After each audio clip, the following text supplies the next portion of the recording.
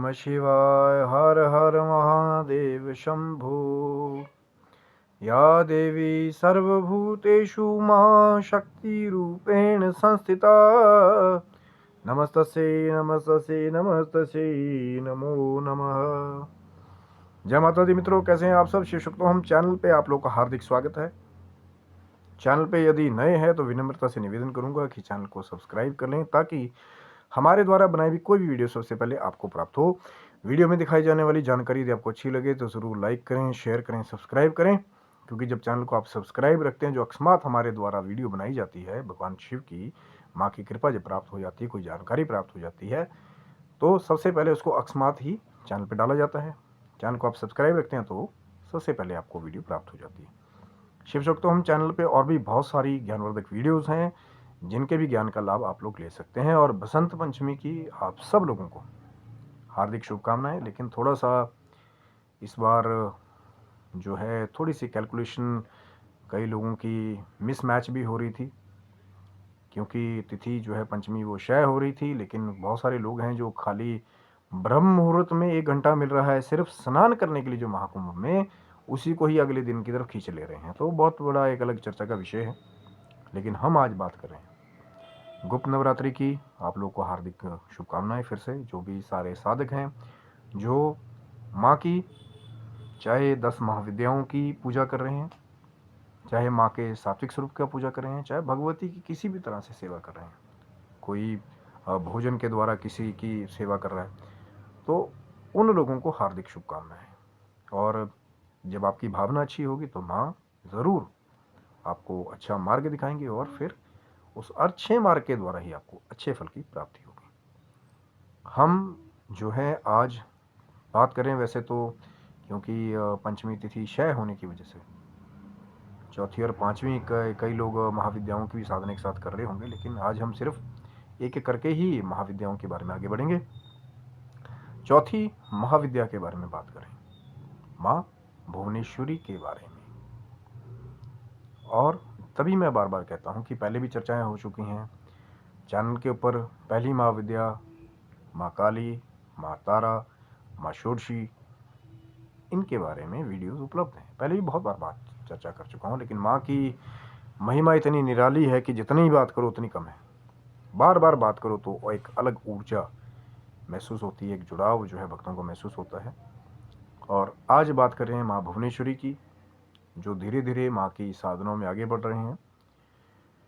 जैसा कि नाम से पता लगता है कि भुवनेश्वरी, भुवन की ईश्वरी, यानी कि भुवन किसको कहा गया है, यहाँ पे जो है डिनोशन है माँ का सभी लोगों पे आधिपत्य से माँ को कहा गया है। जो ये 14 भुवन बताए जाते हैं, 7 लोग ऊपर के नीचे के, तो सबकी ईश्वरी जो है वो बताया गया। कई जगह पे जो माँ के अलग अलग स्वरूप हैं, माँ लक्ष्मी, माँ काली, माँ सरस्वती जी की भी एक जननी, जो मैं पहली बात करते हैं कि एक ही भगवती है, उसी के ही माँ के ही अलग अलग स्वरूप हैं, उन्हीं के अलग अलग नाम हैं, लेकिन एक ही पावर, एक ही भगवती है। और कहीं ना कहीं शक्तियाँ अलग अलग दिशाओं में एक ही महाशक्ति से जुड़ी हुई हैं। तो जो माँ भुवनेश्वरी की जो हम साधना की बात करते हैं, वैसे तो माँ को जो मैंने पहले बात कही थी कि अगर आप पुरानी वीडियो को चेक करेंगे कि सौम्य, उग्र और सौम्य और उग्र दोनों 3 जो है श्रेणियाँ महाविद्याओं की हैं, तो माँ भुवनेश्वरी जो है वो सौम्य कोटि में आती हैं, कि बहुत ज़्यादा उग्र नहीं है। और कौन से साधक हैं जो माँ की बहुत ज़्यादा साधना करते हैं, किस लिए, क्योंकि हर एक माँ ने जो अलग अलग रूप बनाए हैं। अब किसी का कोई मनोरथ है तो उसके लिए अलग माँ ने रूप बनाया है। ऐसा समझिए ना कि अलग अलग रंग माँ ने बनाए हैं, जिसकी जो आवश्यकता है, जिसकी जो पसंद है, उस हिसाब से वो अपने रंग के अनुसार काम को करे। जैसा भी गुरुजनों से जो है, क्योंकि मैं फिर वही बात कर रहा हूँ कि चर्चा को शुरू करने से पहले जैसे जो माँ का मंत्र है, बिल्कुल वीडियो के अंत में उसके बारे में बात करेंगे, लेकिन सिर्फ ध्यान के लिए, माँ की भक्ति प्राप्त करने के लिए। कोई भी, मैं यहाँ से फिर वही बात मैं बार बार कह रहा हूँ, पहले भी बहुत सारी वीडियो में बात कर चुका हूँ कि सिर्फ जानकारी के लिए और माँ की भक्ति को बढ़ाने के लिए जो लोग चाहते हैं, उसके लिए ही चर्चा हो रही है, सिर्फ एक जिज्ञासावश की क्या है 10 महाविद्याएं। कई बार लोग नेट पे इधर उधर सुनते हैं और उनके मन में कुछ जिज्ञासाएं होती है, क्या है 10 महाविद्याएं। तो इसीलिए पहले 10 महाविद्याओं की आप पुरानी वीडियो भी, जिस दिन पहले दिन नवरात्रि हमारा पहला था, उस दिन भी वीडियो रिलीज़ की गई, लाइव सेशन लिया गया, उसको भी आप चेक कर सकते हैं। फिर अकेले अकेले दिन बारी बारी से महाविद्याओं के बारे में थोड़ी थोड़ी चर्चाएं हैं, सिर्फ ज्ञान के लिए, भक्ति की वृद्धि के लिए। किसी को भी यहाँ से, मैं फिर कह रहा हूँ, कोई मंत्र दीक्षा नहीं, कोई कर्म दीक्षा नहीं, कोई कुछ नहीं, कोई क्रिया, कोई अनुष्ठान करने के लिए मैं यहाँ से बिल्कुल भी नहीं बोल रहा हूँ।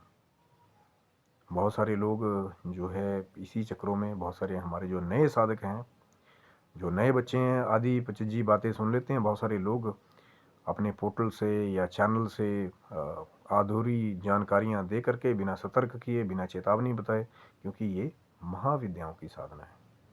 मैंने पहले भी बात की कि महाविद्या, महा इनका प्रताप है, महाशक्तियाँ हैं, और कहीं ना कहीं जो नॉर्मल हम साधना करते हैं उससे थोड़ा सा ये एक मॉडिफाइड लेवल आप समझ सकते हैं, कि आपको थोड़ा सा और एक्सट्रीम लेवल पे थोड़ा जाना पड़ता है। कुछ अलग अलग दृश्यों के लिए आपको मेंटली प्रिपेयर होना पड़ता है।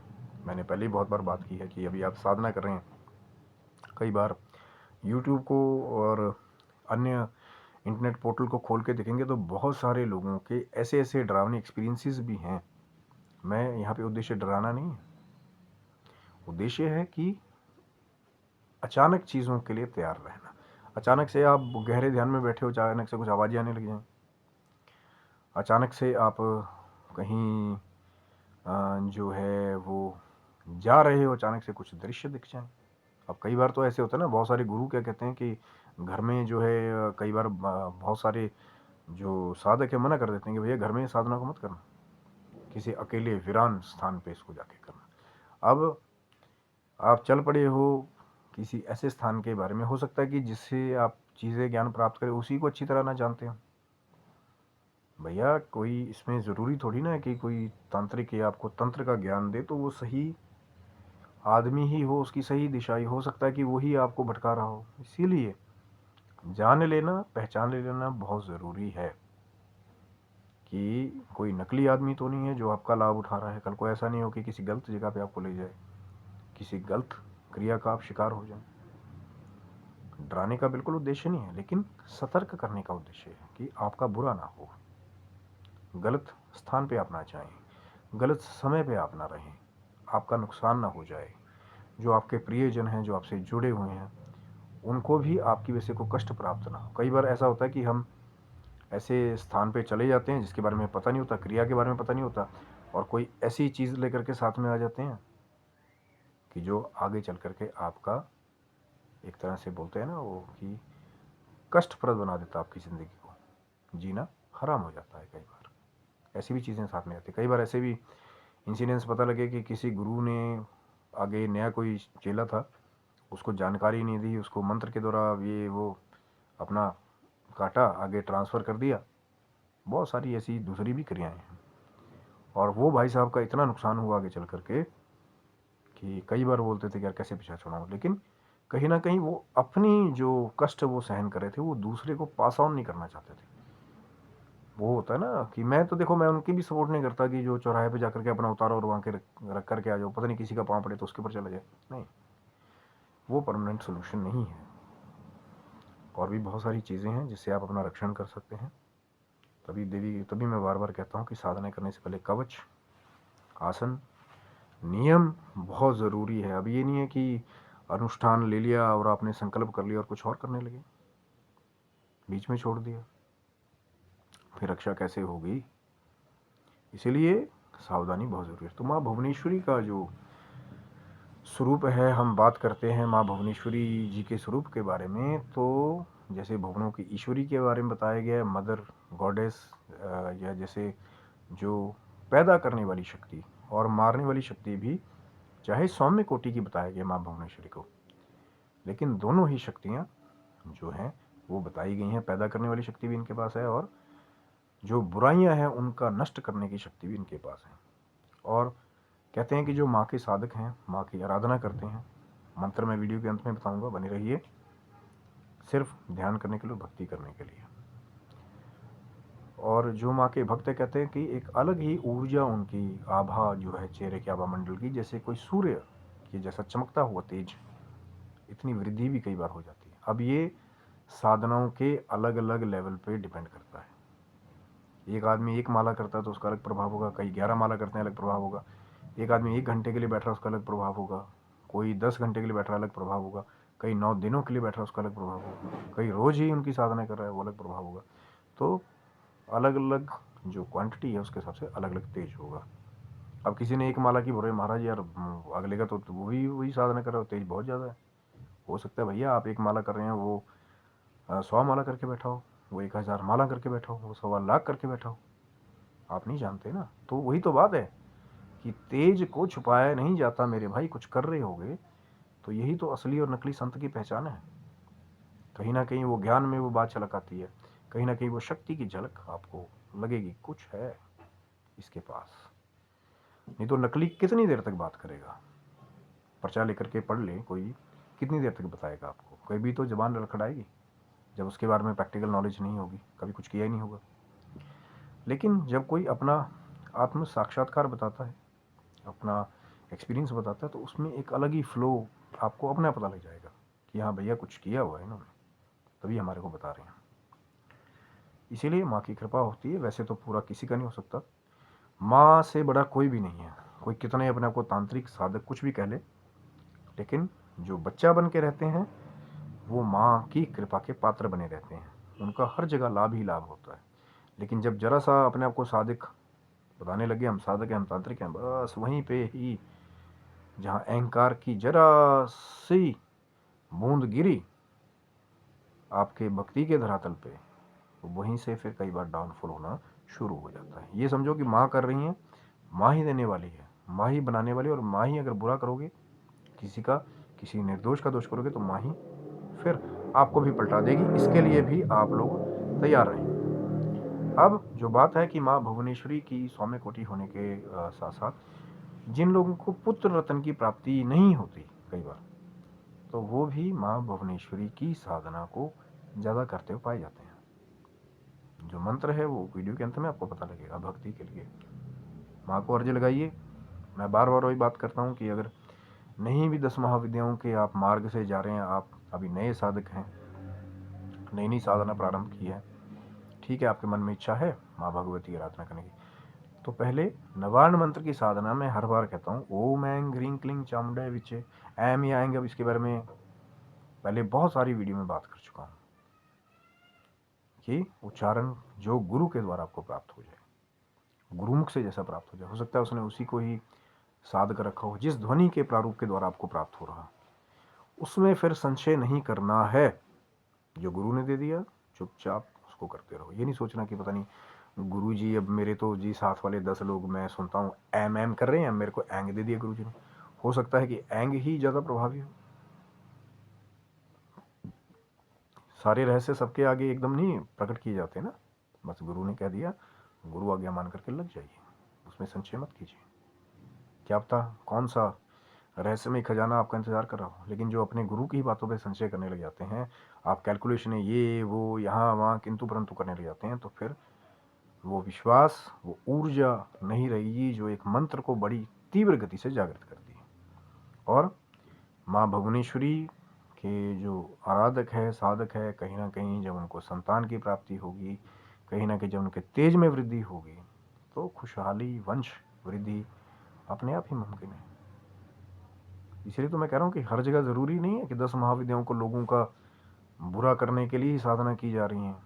मैं कह रहा हूँ ना, बहुत सारे शरारती तत्व लगे हुए हैं वो उल्टे तरीकों से भी, लेकिन इन साधनाओं का एक सात्विक प्रारूप भी है, सात्विक भोग भी है, सात्विक मार्ग भी है, जिसके द्वारा आप माँ की भक्ति कर सकते हैं। एक माँ का स्वरूप है, आपके अंदर भाव होगा, आप भाव के साथ नारियल भी चढ़ाएंगे या गुड़ भी चढ़ाएंगे, पंचमेवा काजू बादाम किशमिश भी चढ़ाएंगे, तो भी माँ उसको स्वीकार कर लेती है। ज़रूरी नहीं है कि कोई ऐसा मार्ग आपको ढूंढना पड़े कि जहाँ पर आपको कुछ ऐसी चीज़ें हैं, कुछ ऐसे कड़वे सच हैं कि उनके द्वारा आपको गुजरना पड़े। ज़रूरी नहीं है कि हाँ जी मैं दूसरे मार्ग से ही होके आऊँगा तो ही मेरे को मिलेगा। हो सकता है सीधे मार्ग पे किसी ने विश्वास ही ना किया हो। भाव की बात है ना, माँ तो भाव देखती है, तो माँ है सारे संसार की। वो ये भी जानती है कि कौन सात्विक गुण वाला है, कौन राजसिक गुण वाला है, कौन तामसिक, तीनों गुण सब में होते हैं, लेकिन बढ़ोतरी और कम ज़्यादा सबकी होती है।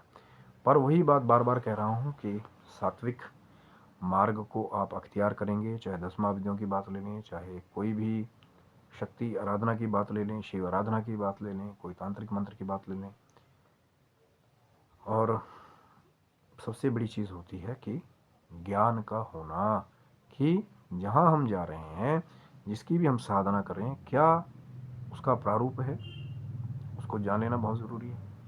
क्या कठिनाइयाँ आ सकती हैं हमारे मार्ग में या आएंगी, उसको जान लेना ज़रूरत है। क्योंकि बस हवा में कई बार लोग जाते हैं ना, वो बिना हेलमेट उतारे कि भैया कुछ नहीं होता, हम तो खतरों के खिलाड़ी हैं, और पता लगता है कि कुछ ही दूर पे गए और गाड़ी, अब हेलमेट डाला नहीं था। तो हो सकता है कि कोई दुर्दशा ऐसी, जब आप बिना कवच के कुछ साधनाओं को करने जाते हैं, तो जो शरारती तत्व हैं कई बार, वो उनके साथ भी कई बार जो है टकरान हो जाता है, क्योंकि वो आपको सही करने नहीं देंगे इतनी आसानी से। अगर वो गलत कर रहे होंगे, आपके आसपास हैं, और कोई इंसान उनसे ज़्यादा शक्ति प्राप्त करना चाहता है जो उनकी काट कर दे, तो इतनी जल्दी थोड़ी वो होने देंगे। यही तो फ़र्क है ना सात्विक भाव का और तामसिक भाव का। अब एक जगह तो भाव सिर्फ ये है कि उसका बुरा करना है, इसका करना है, अपनी रोटी सेकनी है, और एक होता है लोक कल्याण की, हाँ कोई मुसीबत में है, कोई कष्ट में है, तो अपनी शक्तियों का, अपने ज्ञान का वहाँ पे प्रयोग करना है। अब यहाँ पे जो उद्देश्य है ज़्यादातर कहीं ना कहीं चैनल पे चर्चा करने का भी, कि ज्ञान का उदय होना जो सात्विक प्रारूप है। बहुत सारे लोग ऐसी ऐसी क्रियाएं भी बता देते हैं कि वो शायद कहीं पे लिखी भी ना हो, शायद, पर आपको पता ही नहीं उसके बारे में। अब जी हमारे वो कह रहे हैं, हम करेंगे, इतना इतना लगेगा हम देंगे, क्योंकि ज्ञान तो है नहीं उस बारे में, क्योंकि कभी पढ़ा नहीं। इसीलिए तो मैं कहता हूँ कि चीज़ आप तक लाने की वो कोशिश होती है हमारी, जो कहीं ना कहीं प्रमाणित हो, जिसका कोई सात्विक स्वरूप हो, जो कहीं ना कहीं एक सेफ रास्ता हो, कि कल को नए बच्चे जो साधक हैं, कई बार होता है, मैंने कई ऐसे भी वीडियोस देखे हैं कि वहाँ पे आधी अधूरी बस उन लोगों को, बेचारों को, नए नए बच्चों को प्रोवोक कर दिया, उसके बाद वो कूद जा रहे हैं उस चीज़ में बिना पूरा ज्ञान लिए। हम आप हमें इतना दो, हम इतना अपना अभी यहीं से बैठे बैठे कर देंगे आपका। कई बार क्या होता है कि आप धोखे का शिकार भी होते हैं। बहुत सारे नकली लोग भी घूम रहे हैं जिनके पास है कुछ भी नहीं, ठग विद्या के अलावा। बोलना नहीं चाहिए, ना ही मैं पसंद करता हूँ इस बारे में ज़्यादा बात करना, क्योंकि उद्देश्य हमारा क्या है, विवाद करना उद्देश्य नहीं है। उद्देश्य है सही मार्ग का अनुसरण करना, सही ज्ञान का जितना मेरे पास है, चाहे टूटा फूटा, चाहे कम ज़्यादा, जो मेरे पास है सच्चाई से आपके आगे रखना। हो सकता है मेरे पास कम हो, बहुत सारे और ज्ञानवान पुरुष जो मीडिया से बचते हैं ऐसे भी हैं, तो उनका भी स्वागत है, क्योंकि बड़े लोगों के आशीर्वाद से ही जो असली संत हैं, असली साधक हैं, उनकी एक, कहते हैं ना कि दिखाई हुई सही जो मार्ग की लड़ी है, उसको पकड़ के आप आगे चलोगे तो सही जगह पहुंचोगे। लेकिन नकली असली का फ़र्क, जब माँ की कृपा होगी, माँ को प्रार्थना करोगे, तो माँ कोई सही आदमी आपकी ज़िंदगी में भेज देगी। नहीं तो कई बार लोग ऐसे ऐसे लोगों के साथ उनका साक्षात्कार होता है कि फिर वो साधनाएं ही छोड़ देते हैं बीच में, क्योंकि कई बार गलत लोगों के साथ भी साक्षात्कार हो जाता है। तो जो भुवनेश्वरी माँ का मंत्र है, जैसा मैंने कहा था वीडियो के अंत में बताऊंगा, तो है ह्रीं भुवनेश्वरी ह्रीं नमः। सिर्फ ध्यान और भक्ति के लिए मैंने आपको बताया। तो माँ भुवनेश्वरी का ध्यान कीजिए, जिनको संतान नहीं है वो प्रार्थना कीजिए माँ के आगे, जिनका तेज कम है वो सूर्य जैसा तेज चाहते हैं तो माँ की ध्यान भक्ति कीजिए, सात्विक मार्ग से, सात्विक प्रारूप से, तो सात्विक चीज़ आपको प्राप्त होगी। लेकिन भाव और समर्पण बहुत ही ज़्यादा ज़रूरी है, जिसके बगैर कुछ भी नहीं होने वाला है। भाव होगा तो माँ खुद आपकी सहायता करेंगी, खुद आपको मार्ग दिखाएंगी, और समर्पण होगा तो फिर वो जो छुपा हुआ रहस्य है, माँ भगवती की कृपा का जो खजाना है, वो भी आपको प्राप्त हो जाएगा सहजता से ही, जब माँ की कृपा हो जाएगी। तो ये था मित्रों वीडियो। चर्चाएं बहुत लंबी हैं, कोशिश करते हैं कि थोड़े थोड़े कलिकाल है, समय की व्यवस्था आपको जल्दी में ही देने की कोशिश करता हूँ। और आशा करता हूँ वीडियो आपको अच्छा लगा होगा, तो ज़रूर लाइक करें, शेयर करें, सब्सक्राइब करें चैनल को, क्योंकि जब जैसे ही माँ की कृपा, अभी तो चर्चाएं और आगे चलेंगी जब तक हमारी गुप्त नवरात्रि चल रही हैं, और वैसे भी हमारी कोशिश होती है भगवान शिव और माँ जगदम्बा की कृपा से कि आपको अच्छा अच्छा ज्ञान, कोई रहस्य, कोई अनजानी चीज़ जो है पता करके, प्रमाण के साथ, छान करके साथ कि सही जानकारी है, सच्ची जानकारी है, तो आप तक लाने की हमेशा कोशिश हमारी बनी रहती है। तो आप स्वस्थ रहें, मस्त रहें, आपका पूरा परिवार जो है वो निरोगी रहे, दीर्घायु हो, और आपके जीवन की भौतिक और आध्यात्मिक उन्नति की ओर हमेशा आप अग्रसर होते रहें। तब तक के लिए हर हर महादेव, जय माता दी।